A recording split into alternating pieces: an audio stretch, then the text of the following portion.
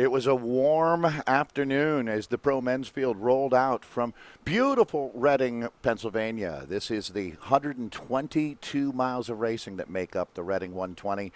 As we rolled out the peloton, it wasn't going to be long before on this very hot day action started. We had a few crashes in the peloton right after the guys got up to speed, and then the attrition really began. There's a good look at one of the first pileups that we saw as the guys were rolling out of town, catching up a lot of the different teams here and really challenging our neutral support crew, SRAM, as ultimately we watched Noah Granigan form the first breakaway of the day, the CCB rider who currently is living in Colorado. So Noah Granigan certainly tested the mettle of this peloton. It was getting close to 95 degrees with 52% humidity, so the riders were going to the ice socks quite often. Just back from the Rio Olympic Games, it was great to have Bobby Lee in our field. Bobby certainly animated things during the early going here, looking to see who would want to come and join him on what was without a doubt going to be a long day in the saddle. So as the Reading 120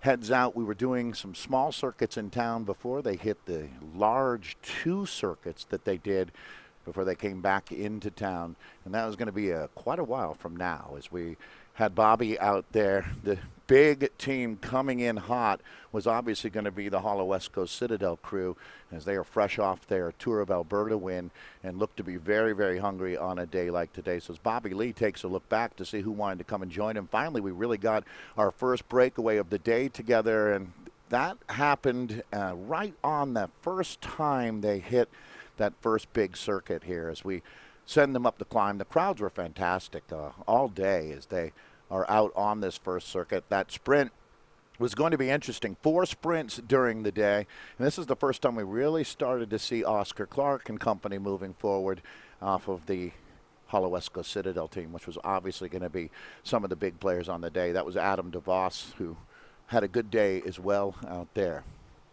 So as the peloton rolled by the pagoda, this was one of the highlights out on course.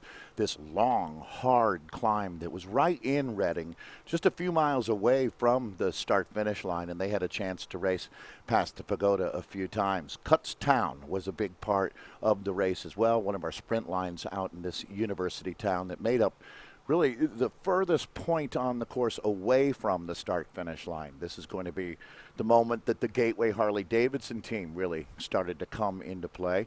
Just like the Hollow West Coast Citadel crew, they're really on a roll at this point in the season as well, with riders like Brian Gomez, Dennis Ramirez, and company. So this breakaway really showed to be quite dangerous as we get a look at Eric Marcotte, who played a big role on the day for the Jamis team in what is a tough weekend if you're a Jamis fan to say goodbye to this squad. And obviously Marcotte wanted to leave for the team at this point a nice sending away party. So that's going to be Marcotte that we're looking at with Oscar Clark, and this was the breakaway with one small circuit to go that looked likely to stay to the line, but ultimately right behind these guys Hollow West Coast Citadel was coming, and that played into the advantage there for Oscar Clark as he ended up making a deal, helping get Marcotte to the line. But now you see the domination out there today as Hollow West Coast Citadel, Travis McCabe, Flaxus,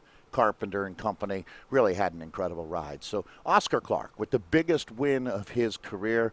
A big moment for this young man here late in the season. Reading 120, considered by many to be the hardest day of racing in the United States, and these guys made it that much harder. So congratulations to Hollow West Coast Citadel. As we take a look at Adam DeVos as well, who won our best sprinter on the day.